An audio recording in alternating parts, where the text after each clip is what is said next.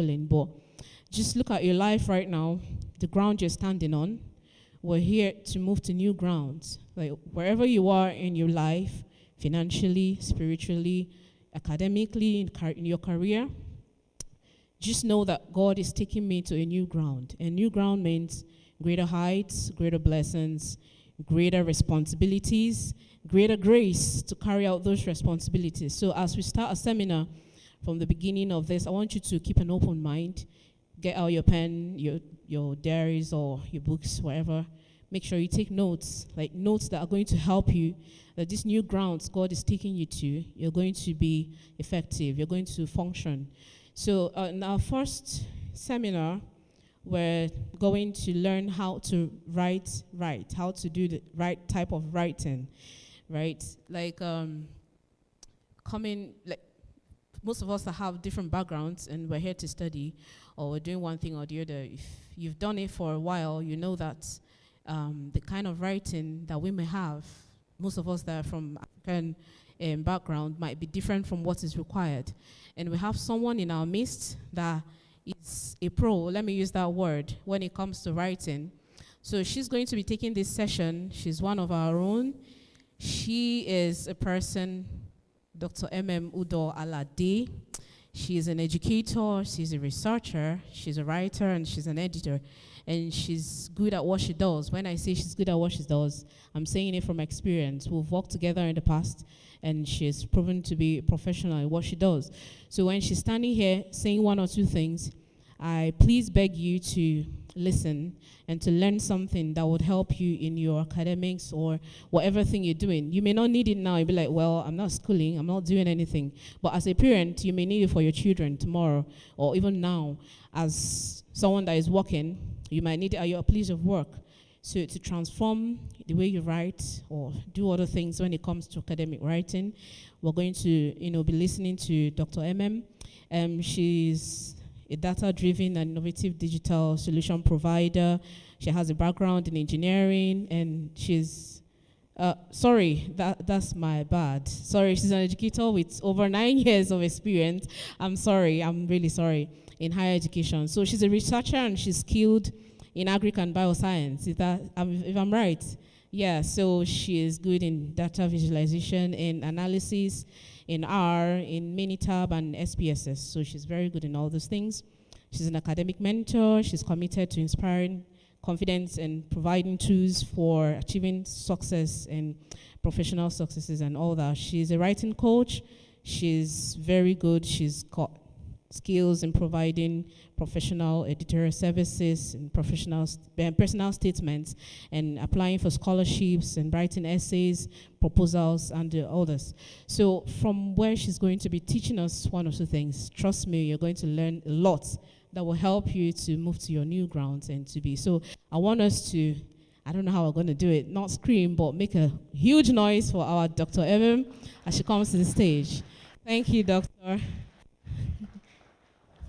We're not clapping. That's not nice. Thank you very much. Good afternoon, church. I don't know where to look. So, presenter, okay, technical, can look there. Okay, thank you very much, everyone. And and thanks for the opportunity. I'll just stand like this because I need to see. I use glasses. So I'm happy to be with us this afternoon, and I'll be sharing with us on writing right. So just as simple as that, writing right. And I know all of us have experience in writing, so I'm not coming here like one big specialist. I'm sure everyone has something to share, so it's going to be interactive, and I'll just want you to share with me how you've been doing it, how you've been, writing, and let's all learn together. So I'm here to learn with you and to share with you what I've also learned along the way. Writing is hard, true or false? Yes, no, it might not be true for everyone, but writing is hard. So if you say yes, let me see your hand up. If you say no, let me see your. Okay, yes. Who is going to do the polls? 1, 2. I wish somebody could count for me. Who is going to count? Bruh. Let's see, team yes.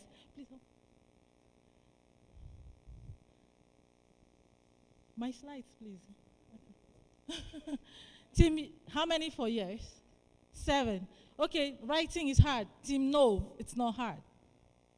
No, let's be honest, just everybody has it different. Team, no. I had team yes, team no. How many people for no? There is no fence. It's hard, yes or no?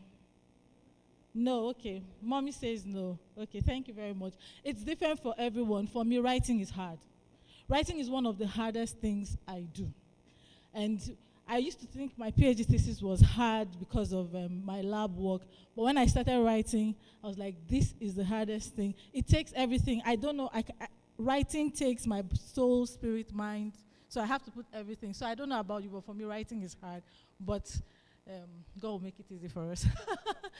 So, okay. I won't like this. Okay. Yes, so the question, normally for anything we do, Simon Sinek says start with the why. So to write. The question is, why are you writing? And it might look like, well, I have to pass my exams, I have to get admission, but it looks, if you look at it very well, everything you need lies on the other side of writing. For you to be here as a student, you needed to fill some forms, you needed to write your personal statement or motivation letter or something. You needed to apply for a job, you need to write, you need to make a case for yourself. So you would see that almost everything you need lies on the other side of writing. To get a job, you need to do your CV, make it look good. So even the Bible we read was letters. I mean, imagine a world without writing. We won't have the Bible. So the Bible, these were letters, these were conversations. The Bible was not written like people were doing, Spirit. No, they were just talking, just sharing. Paul will write the parchments, this and that. So it's so important. I don't need to overstate that. But for you to really write right, you need to know why you're writing. So are you writing to persuade? Are you writing to convince? Are you writing to inform? Are you critically analyzing an issue? Are you doing a case study? Why are you writing? So that's one of the things. Start with the why. Why are you writing? Next, please. Now, whom are you writing for? You need to define your audience. Are you writing for a technical audience? Are you writing for a non-technical audience? So you can have the same topic, but your audience will change the way you present it. So imagine if you're talking about the planets and you're writing for children. Now, if you're talking about the planets and you're writing for physicists, will it look the same? It's you are the same person, you are the expert on planetary physics or whatever, but your audience will determine how. So whom are you writing for? You think about it. So these are things to consider when you are writing. Next slide, please. Now, so still on whom are you writing for? Are you writing for yourself, like a memoir? Are you writing for other students? Maybe you have a group assignment you are contributing. Are you writing for a study group? Are you writing for your course lecturer? Yes. When you are writing an essay and you know you are going to be examined, you're actually writing for your course lecturer. So you want it to be easy for them to see what you are doing. You know, sometimes some students fail, not because the points are not there, but the points are scattered. Your lecturer has to be suffering to find the answer. They gave you question, your lecturer now be looking for the point. Make it easy. When you're writing, have your reader in mind. So write to be understood. Don't write to impress. Nobody is interested in all the big grammar. Write to be understood. So even when you're presenting, you slow down to the speed of understanding. It's more important for your audience to understand than for you to finish your material. So, are you writing for your thesis committee, an examination committee, a grant body? Who are you writing for? Really think about it, because that will shape. And you know, you will also, when you are writing for, it is your own responsibility to make your audience understand. The onus is not on your audience. So it's not the business of your audience whether they should understand or not. It's your responsibility to write in such a way that your audience will get what you are saying and can also, give you feedback, give you your marks, give you your admission, give you your job, whatever you're writing for. Then, what are you writing? So you know that different materials will have different formats. If you're a lawyer, there's a style. If it's a legal document, there's a style for legal documents. There's even a referencing style. So students of law don't use the same references that we use. What are you writing? Are you writing a lab report, an executive report? Maybe you're in public health, or global health, you need to assess, the health system of a particular country, and you have to make an executive summary. You're writing as a consultant. What are you writing? Is it an essay? What type? A literature review. There are many types. Is it the critical literature? Is it going to be descriptive? Is it narrative? Is it a scoping literature review? Is it a systematic review, a meta-analysis? You need to know what you are writing. So these are some of the kind of materials we produce. Is it a case study, dissertation, journal, conference proceeding, creative writing, poetry? Are you in the arts and the humanities? What are you writing? So I'm asking this question because these are the things that will be at the back of your mind to help you put your thoughts down very clearly and to make it easy. Always remember, you think about your reader, not about yourself, about your reader. Next slide, please. Now, how do you write? Yeah, so freestyle, frameworks. How do you write? Dr. Naja, how do you write? Do you like to write freestyle? Do you like to use frameworks? You like to use frameworks? Okay, thank you. Can you tell us one of them? You love the bow tie. I know there's a bow tie. Yeah. How do you write? Anyone share? Do you prefer to write freestyle just as it flows, or do you try to follow a framework or whatever? There is no hard and fast rule. It depends on you. So it also depends on the material. If you're struggling to write, maybe sometimes a thought is hard or a topic is hard. At times you just use a particular framework. You might just break it down. So there are different types. There is the DAE, that's describe, analyze, evaluate. So that's a simple framework. I like it because it's simple. So I know that I start the paragraph with a description, and I analyze the topic and I evaluate it, depending on the section of the work. If it's an introduction, it's going to be heavy on description. If it's the body of the essay, it's going to be heavy on analysis. If it's like a project work, the discussion is heavy on evaluation. So the IM, if it's a report, introduction, materials and methods, and introduction, materials and methods, your results, discussion, and conclusion. There are many frameworks. If you are writing a reflective essay, you may use the Gibbs, the Gibbs model, the Kolb's experiential learning model, different models. So depending on what you're writing, if you are a pro, you may just write from yourself. But for some of my writing, I still use framework because it helps me to write coherently and to flow. Okay, next slide, please. Now, I just want to remind us, writing is not a linear process. So the fact that you see introduction, materials, and method doesn't mean you write like that.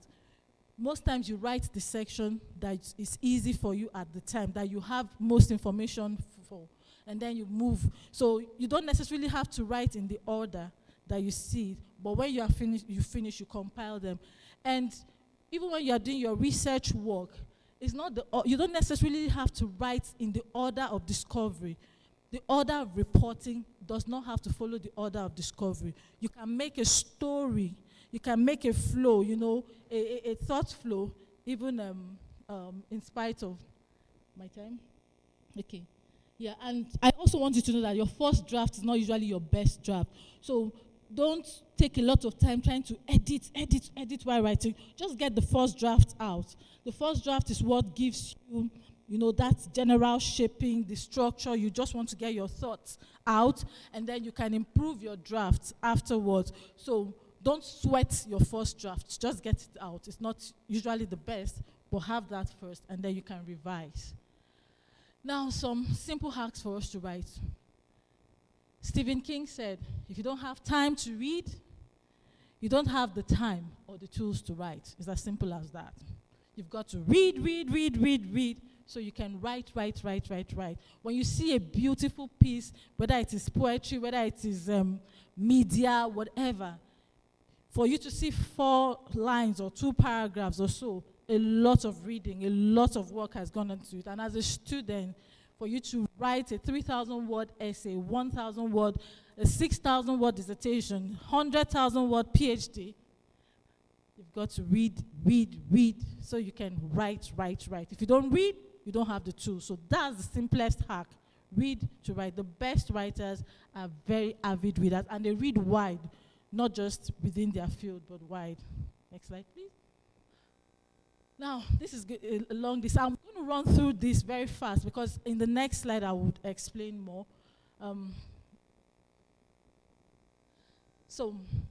Just simple things. These are things I've observed while in the course of editing, because I do lots of editing work, and most of my clients are students and researchers. And for students, one of the things I discover that makes students fail is that they don't study their assignment brief. So you need to, don't be tired, read, don't be lazy. Read. At times, I'll pick a work, and I will know that the person didn't even read the assignment brief. You will see it, and we complain that the lecturers are harsh. Study the assignment brief thoroughly. Read it through, read it once, read it twice, read it 3 times, until you understand exactly what the lecturers were. And for those of us international students, they don't used to ask discuss, highlight, outline. They give you scenarios here. Most times your assignments will come as scenarios, and you will be the one to make your question out of it, to interpret the scenario and then create a question. So you would have to apply all your learning outcomes. So you address all your learning outcomes as you write. And your learning outcomes are usually in your module handbook. So you find it in your module handbook and also in the assignment brief. Then the rubric, that's the marking scheme or the assessment brief. Many students don't even look at it. That's an open secret. That's your marking scheme. Your lecturer is telling you, I'm going to allocate 20 marks here, and this is what how I'm going to score an A, a B, a C. Hello, please look at the rubric. I'll show us an example. Instructions are lifesavers. I've just said that. Title your work. Now, I have students who will write, they'll have the question, they'll put the question and they just start writing. They don't give a title. And I see them struggle. So some of the students that come to me, and I ask them, what exactly is the title of what you write? They say, no, that's the assignment. Then, I know this is the assignment, this is the question. What is the title of your write-up? And because they didn't discipline themselves to create a title, they're just writing. So that means the title of your work will give you a scope with it to set the boundaries, the parameters for you to write. So try to title your work. Your title is not cast in stone. At the end of your work, you can retitle it again. But have a working title that will guide your writing. Answer the question they asked. Don't create questions for yourself. Own your voice. You are not a parrot, especially in literature review. There's a literature review I'm editing, and I had to tell the person. I said, look, I have seen what mental health said, and this organization said, and according to this, what are you saying? I can't hear your voice. According to this, according to that, in this opinion, what are you saying? It's a literature review. We are not asking you to be a parrot of what people say. Read and understand, regurgitate, and put it in your own words. Then use feedback to improve your writing. Ask questions when in doubt. Please ask questions. Your lecturers are willing. If you don't understand even an assignment, talk to your tutor, to the lecturer, and then be coherent, don't babble. I will explain this more. Next slide. So this is an example of a course outline, and that's like the learning outcomes. So when this person is doing the assignment, I don't have the assignment question there, but the person would have to make sure that in answering the question, they must address all the learning outcomes. Or sometimes in the specific assignment, they'll say, this assignment will address learning outcome 1, 2, 3, and 4. So make sure to address the learning outcomes as you write. That's how to write to get your marks. Next slide, please. Now, this is an example of a rubric. I don't know if it's not looking too clear to me, but I hope you can see it. Many students have this and they ignore it, and it's not fair on themselves. This is an open secret. It's a marking scheme, and in this part of the world, they always give you a rubric or an assessment, whatever, with your question. I don't waste time looking at everything. I always tell my students, go straight to the A and find out what you need to get an A. Don't bother reading all the other ones. If you make a mistake, you will fall in B. But I've had students who told me that they just go straight to what they need to pass. Not one, not two. They say, look, all I need is to pass. I said, when you are now reading how to get a D, if you make a mistake, you're landing on E or F. So that's failure. Okay, thank you. I have 5 minutes where I'll be done. So please, use this. Can you go to the next one? And they tell you, it also helps you to know how you apportion the different parts of your work. Because they may be allocating 20 marks to learning outcome 1, 10 marks to references, and maybe you are spending time on one that has less marks. If you are struggling with one, at least put your strength where you know you will get more marks. And even if you lose some marks. So at times, this thing is like strategy. You may not get all, but you try to. If you spend a lot of time on one learning outcome and answer it so well, and you don't address another learning outcome, you don't get your full marks. So look at the rubric. It's really an open secret. That's the marking scheme. Next slide, please. I want everything. Thank you. Plagiarism is academic suicide. Say no to copy and pasting. My Nigerian, people that are coming from Nigeria, we don't copy and paste here. Don't say you will put reference. It's academic suicide. Some students have been sent home. Some students have had to repeat a course. Some students have failed. Some students have faced panel. One of my friends, she had been out of school for so long. After so many years, she came and she had to face a panel. This is someone that is a professional. But she was out of school and she was busy copying, pasting, putting reference, thinking that was sufficient. It's not sufficient. Please don't copy and paste.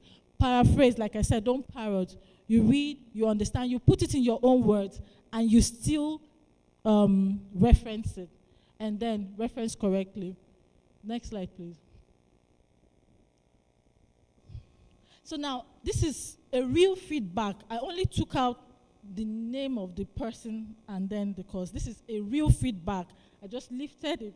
So I said use feedback to improve your writing. This was for a student who had failed a particular paper in his master's, and someone referred him to me. He was doing this the 3rd time, and if he failed, he was going to leave with a diploma. And he was like, no, post-study visa, go deal. I beg, show me the way out. Now, but when I look at what the lecturer said, look at this feedback, and let's see how we can use it for ourselves. You have written a repetitive and descriptive essay. This is a common complaint for us international students. They usually say we are descriptive.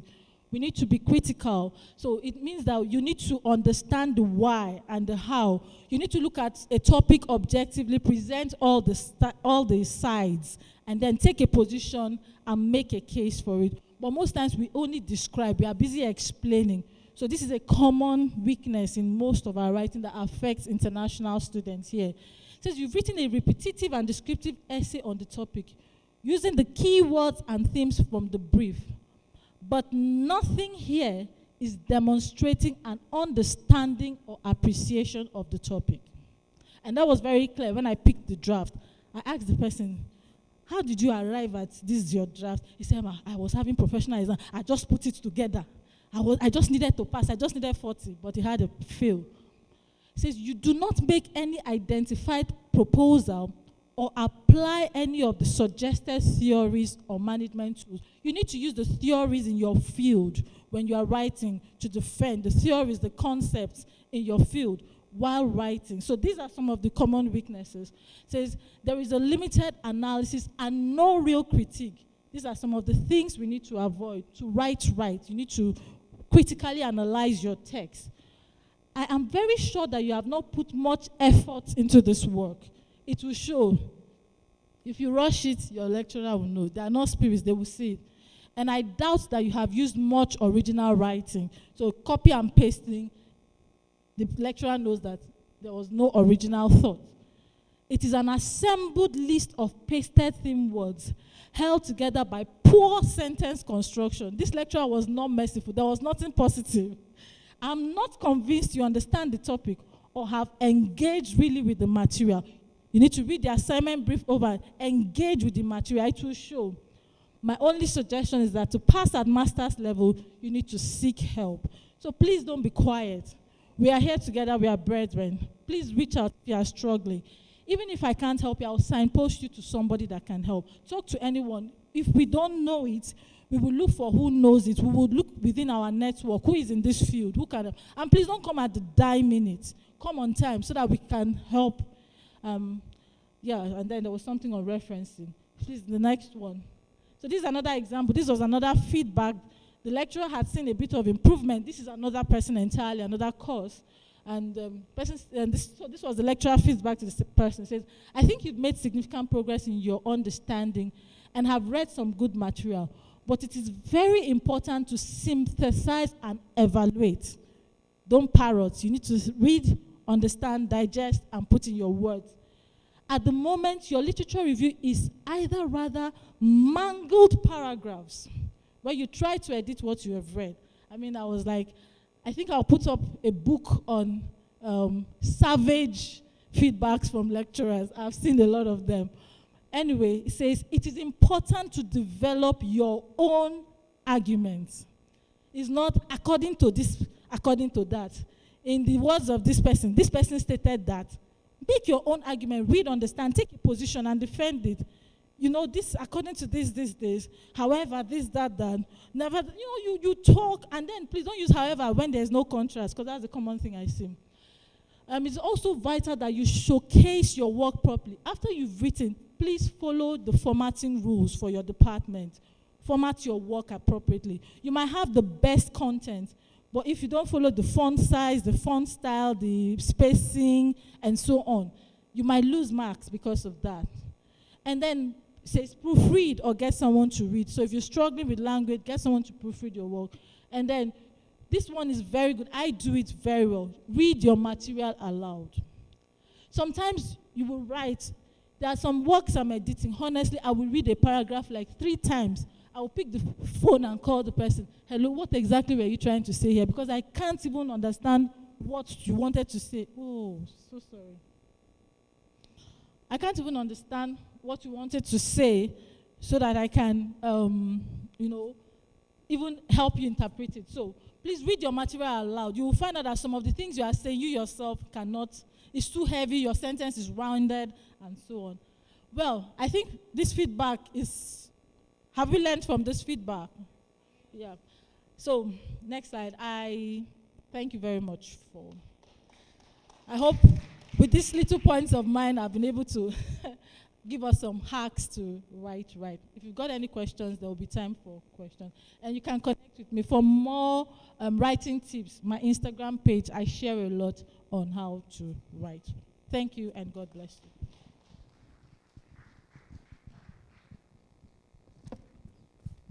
I think we can do better than that. Thank you so much, Dr. Emem. I mean, these things, people pay a lot of money to get this knowledge. No one is going to give it to you for free, but we thank God for our sister. She's done justice to it. I'm sorry the time was